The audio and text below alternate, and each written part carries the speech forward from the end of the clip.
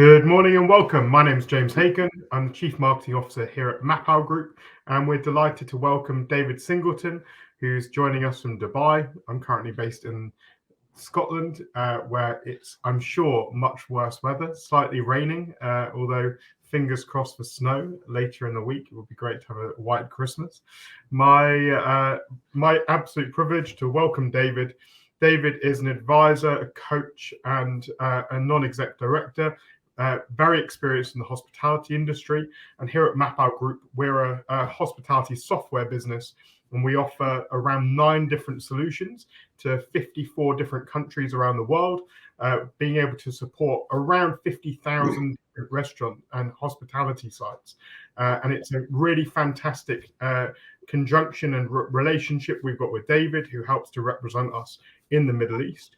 And today we're really going to look a little bit about what this year has held, what the year ahead has held. And also I'm going to tap into David's knowledge and experience as a coach to be able to help us think about the next couple of weeks where a number of you will have time off, and to be able to think about what you might want to percolate or some of your own objectives for next year and so on. But to begin with, David, welcome. Thank you. It's very good to see you, James. Nice to see, and nice to see everybody wherever you are in the world. Yeah, I think we've got over 200 people tuning in. I think that we have got a pretty Middle East focus here, because I know that that's become your speciality in recent years, yes, David, but people from other places too. So let's just dive straight in by getting you to very quickly introduce yourself a bit better than what I just did, and talk a little bit about what it is you do. Yeah, well, I'm now into my 11th year working internationally. When I left Mitchells and Butlers in England and headed to Moscow, where I worked in Russia and the CIS for 3 years. But for the last 7.5 years, I've been based here in Dubai, where I worked with the Altai family, running their hospitality business. I then ran the Hard Rock business across EMEA and South Asia. And for the last 2.5 years, I've worked now as an independent advisor, consultant, and a leadership coach to leaders here and teams and brands. So all my work now really does overlap using my experience.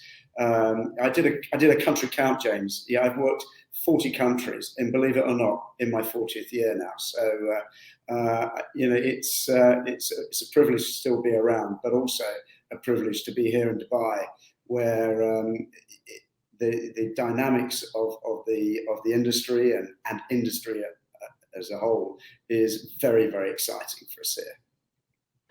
No, that's great. I think I've had the great privilege of connecting with you in a number of places. I think the ones that come to mind are Gdansk for breakfast once, I think, yes, a few times in Saudi Arabia and a few other places. So I can definitely endorse David's very international experience. But if we think about, I mean, you're talking about Dubai, obviously we're talking more generally about the Middle East, but it has been a big year for the UAE, right? I think that had a big anniversary. I think there's been the Expo. Are you able to talk a little bit about what's been happening this year generally? I mean, obviously we started off the beginning of the year with the midst of still being in the pandemic, and we are now seeming to be heading back into some difficult times in parts of Europe, but just talk about that process. Yeah, yes, it's interesting, James. The beginning of the year was very, very challenging. That we were right in the middle of the pandemic.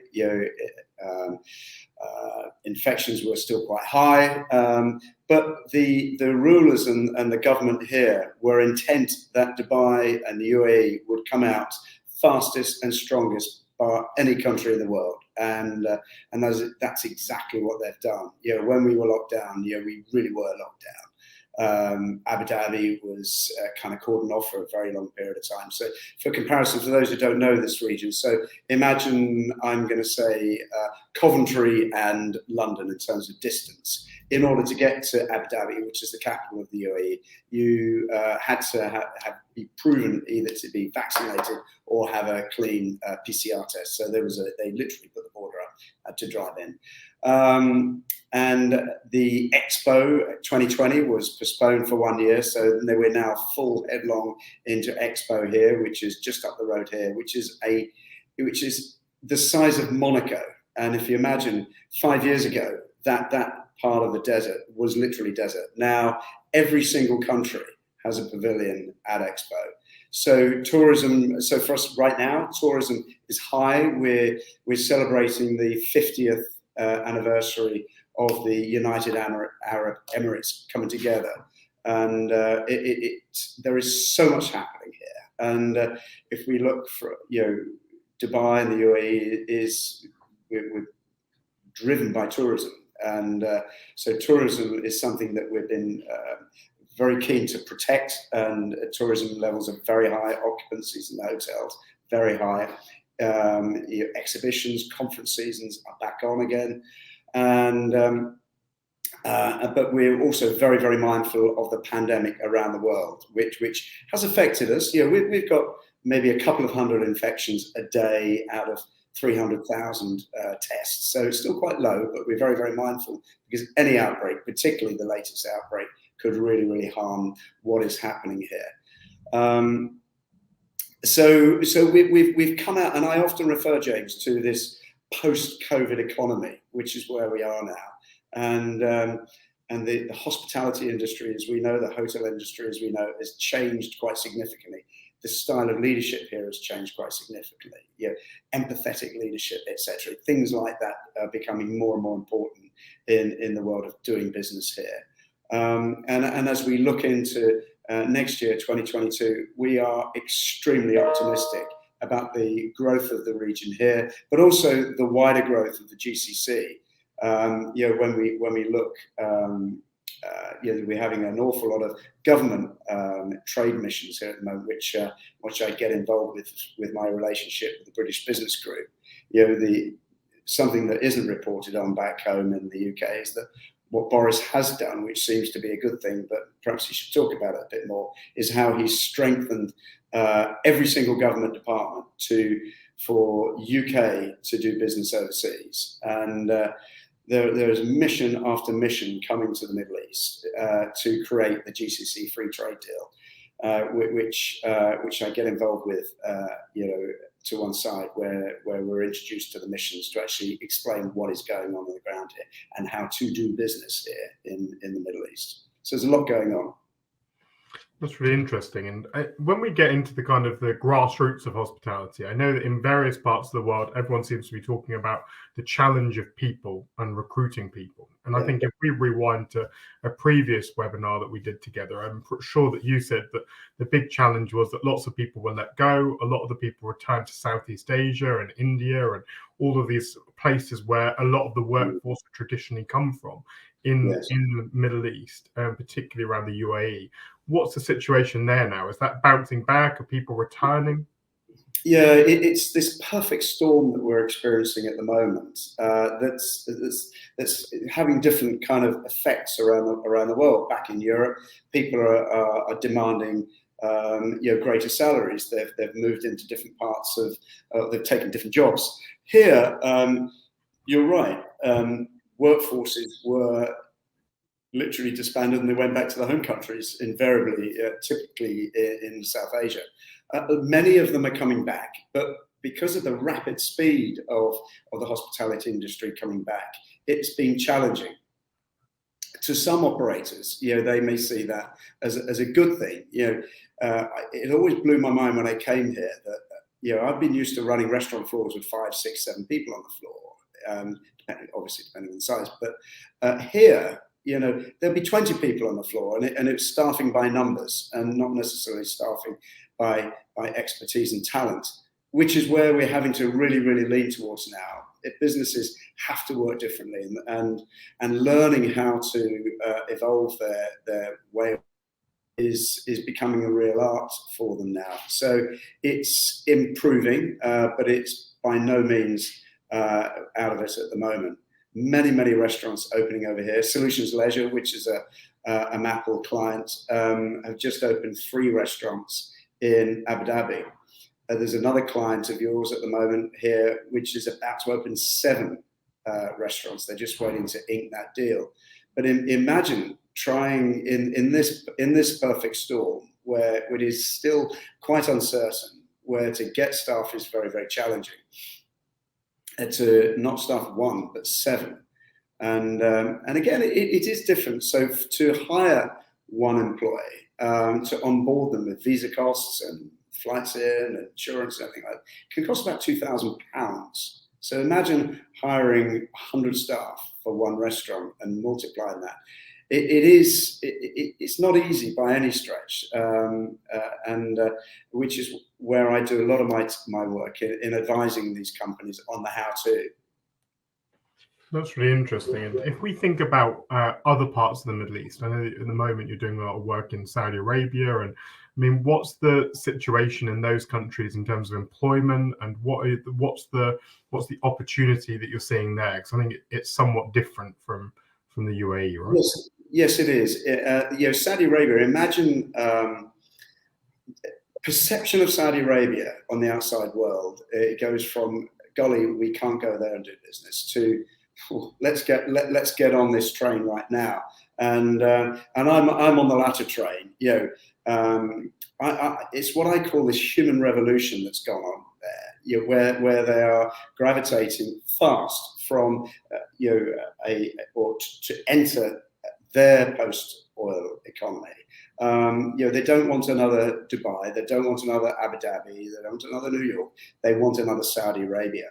And the transformation that is happening there is quite extraordinary.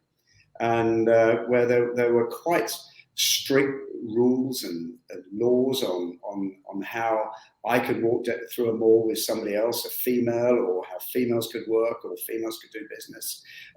We read about all the human rights issues that Saudi Arabia have been a part of. But they are working so hard, like you wouldn't believe, to transform the image of Saudi Arabia and transform ways of working. If I take the last 2 weekends where I've had visitors from Saudi Arabia to do business, one company looking to onboard 40 restaurant brands for themselves. Had a meeting this morning. It's bring me brands. I need 20 restaurant brands and I need them right now. But also out of that, you have a magnificent generation of entrepreneurs. And I see that happening here.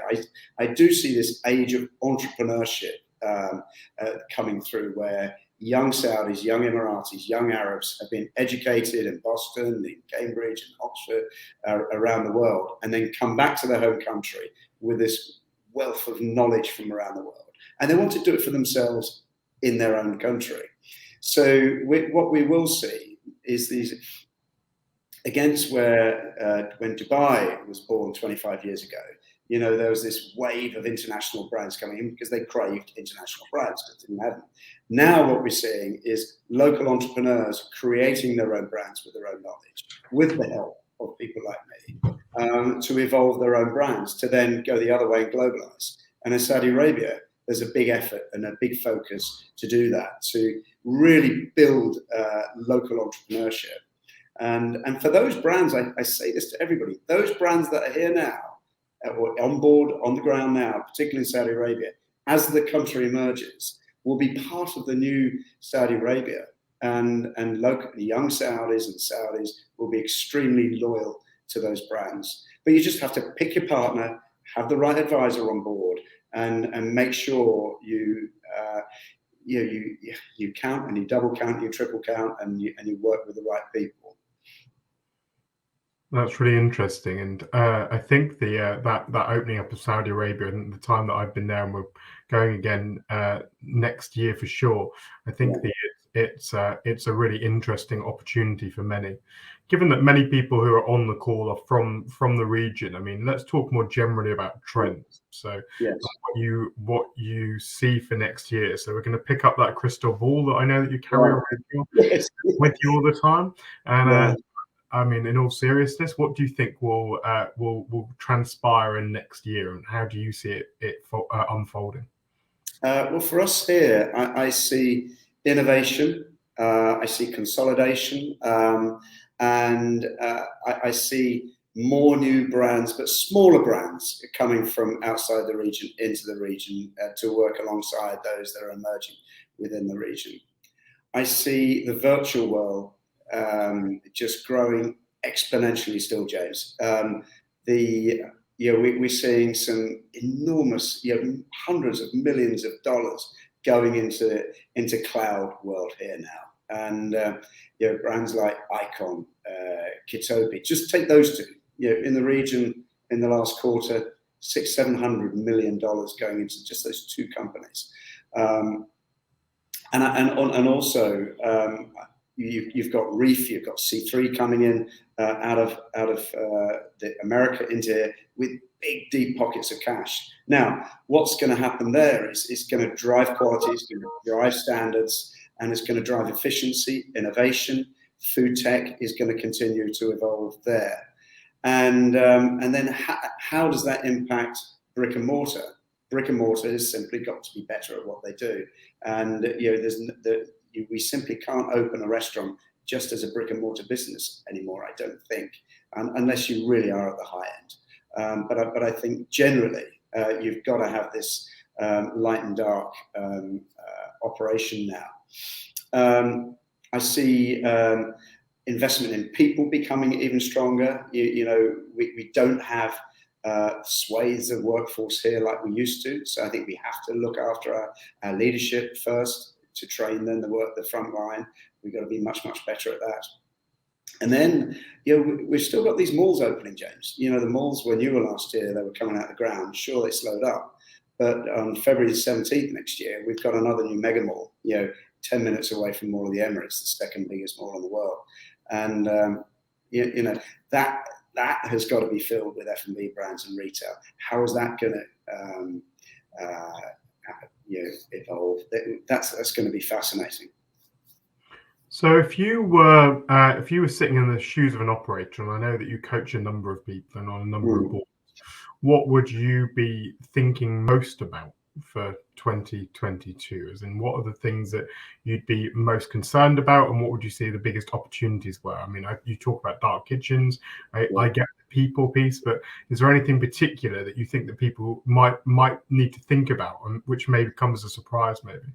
Well, I don't think there's any surprise, James, but I think we're still not out of this pandemic by any stretch of the imagination. Look how fast this Omicron, or whatever it's called, is just going around the world now. And who knows what's going to happen in our hospitality industry or in our industry next March, next July. So I've just come from a team session with a hotel this morning where I'm working with the entire leadership team. And I'm talking to them about, Q1, get busy. And if you haven't planned it right now, you're almost in trouble because it starts in less than 2 weeks. So Q1 is going to be your golden quarter to bank results and be ready and get yourself into a position that if we end up into another lockdown, you're ready and you're prepared. And not only fiscally, organizationally, and from the team as well. So I don't care what anybody says. All of us in the last 2 years have been affected by this pandemic. And it hasn't been pleasant, I don't think, for anybody. And families have been affected, our employees, our bosses, our companies, our brands, everyone's been affected. Let's not go there again. And that's what I focus on a lot now, James. With some people, kind of fixing people up and helping them believe in themselves again, to actually really planning and building in, working a lot really on what I call stretch leadership. How can we really stretch ourselves? And if money were no object, what could we really do in our workplace? Really doing what I always used to do when I was running restaurants. Thank you, David. And obviously, as you said, though, like Q1 starting in 2 weeks, it's not long left. Let's hope that most people have already got some degree of plans in place. But let's face it, all the business planning in the world doesn't overcome the fact that when you get downtime and some time off, things percolate, right? They percolate, gives you an opportunity to think. And I think as a coach, rather than necessarily a kind of advisor, what advice do you give for people in terms of when they're taking time off, around objective setting, about thinking about next year? Obviously, we always talk about New Year's resolutions, but I think there's a much more formal ability to be able to set some of your own targets. What would your advice be on an individual basis to people? Yeah, I talk a lot, James, about having a life balance. I remember when I worked back in the UK, whether we like it or not, we worked in this command and control environment, albeit I worked with wonderful people in a wonderful brand. And by that, I mean, we were always on call. You know, if an email came in, we responded to it. If a phone call arrived in our downtime at the weekend, we took it and we actioned it, to the detriment of our family, to the detriment of our friends. And it wasn't till I'd left and I wasn't in that environment anymore that I realized I had time to myself. You know, I never looked after myself. I was unfit. I was unhealthy, you know, and I didn't have any hobbies. And I always talk about, you know, we talk about people first, and we talk about leadership first, and then our teams, and then our guests. That is really, really important. Think about how you are looking after yourself when you do have some downtime. Where you are out in the countryside, I can see where you're walking out in the beautiful countryside, and you value that and you enjoy it. And then I've made a real conscious effort to meet more people this year than ever before. And I've met some amazing, incredible people where several times a week I'll tools down and I'll go and meet somebody that I've never met before. And the things I learn and the people I meet are quite extraordinary. But in the workplace, where a lot of people perhaps don't want to talk about how they might be struggling, perhaps, you know, after last 2 years, there might be financial, it might be health, it might be mental health, it might be all of these things. As leaders and as employees and as just lovely people, look out for your colleagues and just take time out and have a cup of coffee with somebody and look after each other.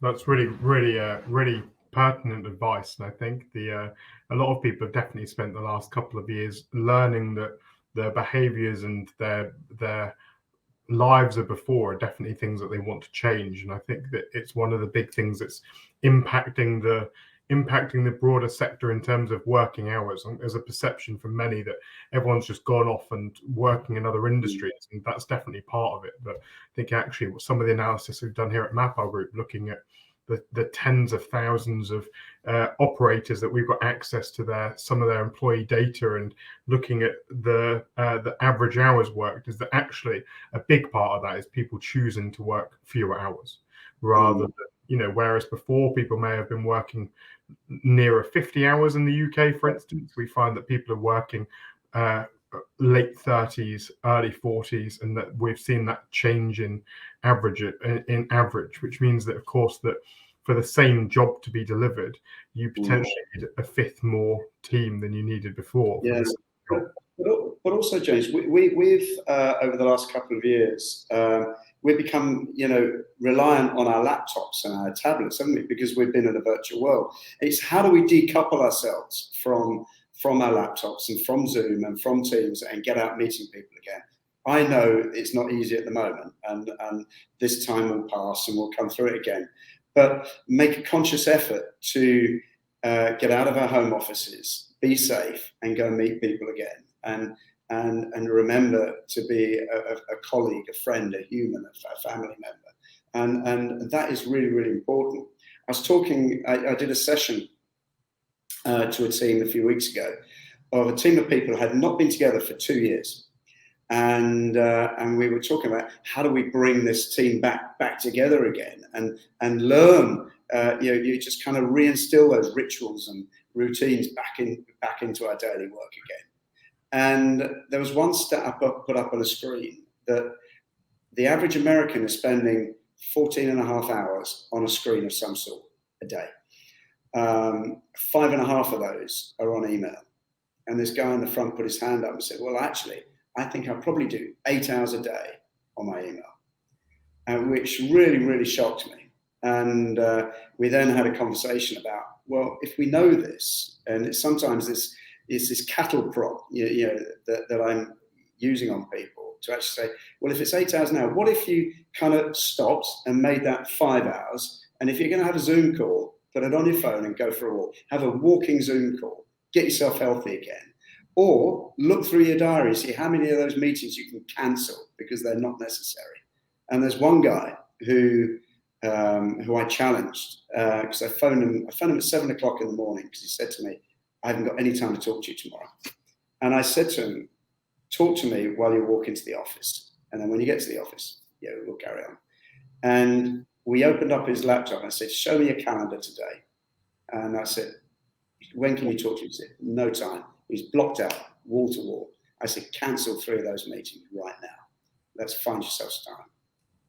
Cancel 3 meetings that he was not in control of. And when I called him, we had a long conversation after that. The following week, and I said, right, what did you do differently? And in that week, he took half the amount of meetings. He reinstated the rituals and behaviors he had before. And he said, I feel so much better. I'm going into the gym in the morning. I'm not grumpy anymore. I'm not miserable. I feel so much better. I'm in control. I've taken back control. And that's something that I would really love people, if they were going to take anything from this, to kind of take back control. Away from these laptops, away from email. Of course, they're necessary, but just reschedule and restart yourselves, and go and get some FaceTime with people again and be meaningful. That's fantastic. Thank you, David. I'm aware that we've got quite a few people joining. If anybody wants to leave a comment, maybe just tell us who you are, where you're from. If you've got a specific question, what are your objectives for next year going to be? We'd love to hear from you. Feel free to start popping those in the comments. If you're on YouTube, that means within the YouTube chat, so you'll need to log into your Google or YouTube account. If you're on LinkedIn, the same goes.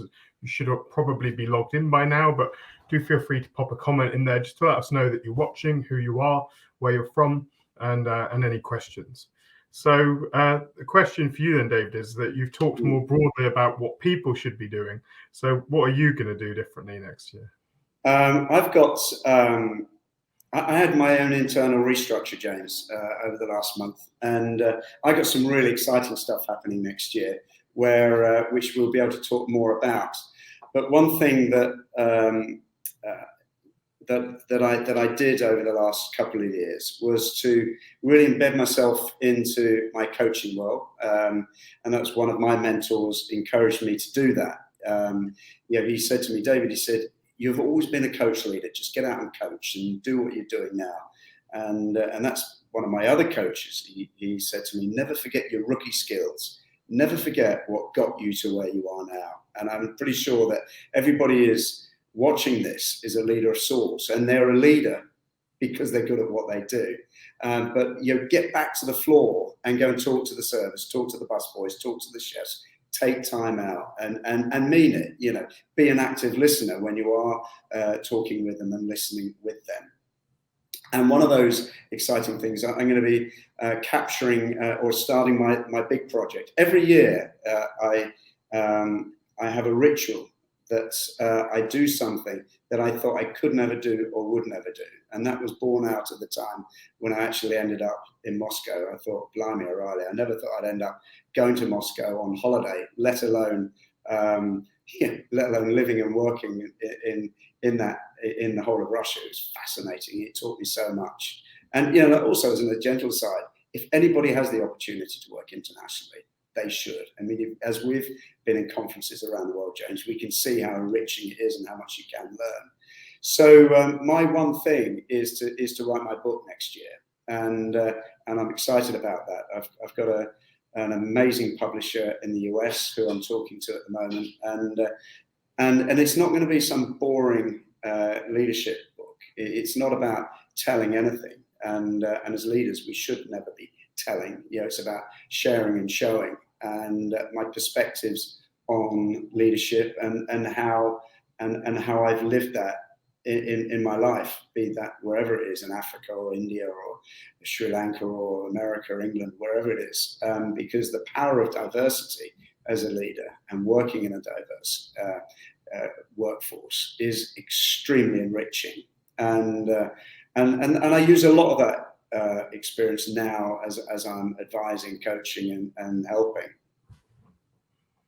I absolutely couldn't agree any more with you, David. I think that breadth of experience and being able to engage with different cultures and just also being able to draw upon experiences and the understanding of different places. One of the things that when I've been involved in projects around new concepts or new businesses, often it's just being able to pick up and say, well, actually, I saw that in Gdansk, as we talked about earlier, or that in Vegas, or that in, I mean, that adds a lot of value in its own right, let alone the cultural positivity it gives you, and the ability to be able to look at situations with different viewpoints. Yeah. Julia's just asked, will my book include some coaching techniques? Well, yeah, I think I'll bring out, what the how have I built teams, and a lot of that was born out of the fact that, and those who have worked with me over the years, and there are many of them, I've never really wanted to work very hard. If I'm going to immerse myself into a workplace, I want to really have fun and be a high performing employee, leader, whatever I was. And in order to do that, I needed the best people around me possible. And I've been really, really privileged to have worked with some of those. And I expect there are some of them watching this broadcast now. I hope so. If they're out there, raise your hand. But and I always reflect. I often reflect on the time I had when I was running restaurants across England, and goodness knows there were countless, many of them, and many happy memories of working in restaurants, or being a marketing director, or being a brand builder, or creating something amazing. And so there'll be lots in there, Ulia. Perfect. I think we're pretty much out of time now, but it's been a really great catch up. Where we're coming up to the end of the year, so this is actually our last webinar from MAPAL and the English language anyway for the year. I think we've got one more coming up in another language. But thank you for everyone for joining. Thanks for coming and being part of the MAPAL community. Thank you, David, for your time. We really look forward to catching up next year. And if anyone's watching and wants to share something they're doing, or talk a little bit about some of their initiatives for next year, we'd really love to have you on board and talk to you. So feel free to drop me a message. I'm very active on LinkedIn. And thank you so much again, everybody. Take care. Have a great new year where it comes. Bye, everybody.